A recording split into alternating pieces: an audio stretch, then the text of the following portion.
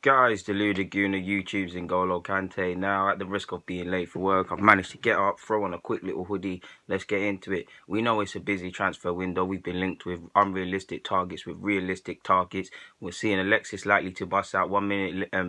City don't want him, then they want him. Looks like he's going. If you've seen the latest reports, he's signing a base salary of 200, anything from 250k to 300 a week. Don't know how that works out. I've also seen he can get a 30 mil signing bonus if he waits until the summer, or a 15 million signing bonus now from Alexis Sanchez. Personally, I'm going now because people are speaking of the treble. I don't think City will get that. Maybe domestically because they can still win it, not for the champs. Either way, definitely get a league title. Continue the rich history of people leaving Arsenal, Cesc, Nasri, Van Persie, etc., to go win titles.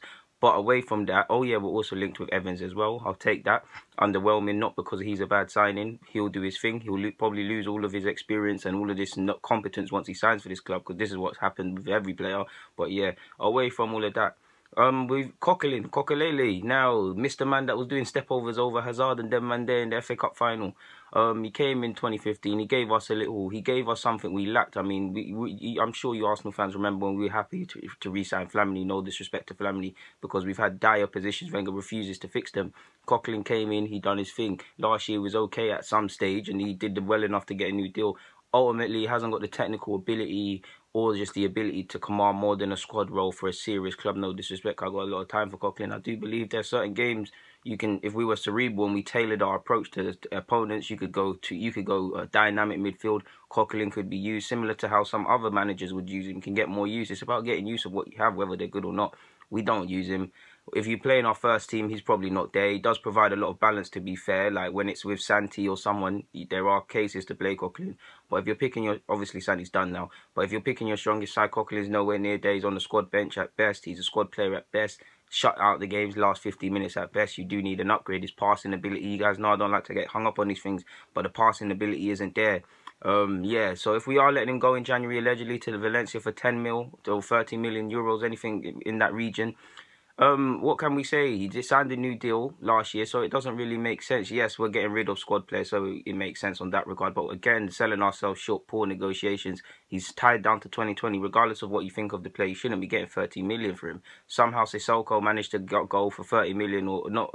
We know we ban Spurs fans, and it's not exactly 30 million, but he went for 30 odd million to Spurs. When Spurs sold Vima to Stoke, he went for 18. We're selling Gabriel for peanuts. Obviously, Spanish clubs have less money on average than Prem clubs, but you get my point, selling ourselves short again. Whether we think he's a good player or not, we're going through some mad injuries. There's a lack of bodies. I can't understand why we're letting him go unless a central midfielder is coming in, or Maitland-Niles is going to get moved across, or if Maitland-Niles is just going to have to alternate between left-back, second choice, well, he is first choice, but you get it back at left-back and first choice in midfield. He is better than Coquelin. His future is in midfield. Maybe Wenger's preparing for that or signing another left-back. I don't know. These are pure speculations, but on the basis that we've got a lot of injuries and our season isn't going to plan and there could be some other injuries, I'm not for it. We should have let him go last summer or in the summer and signed a replacement.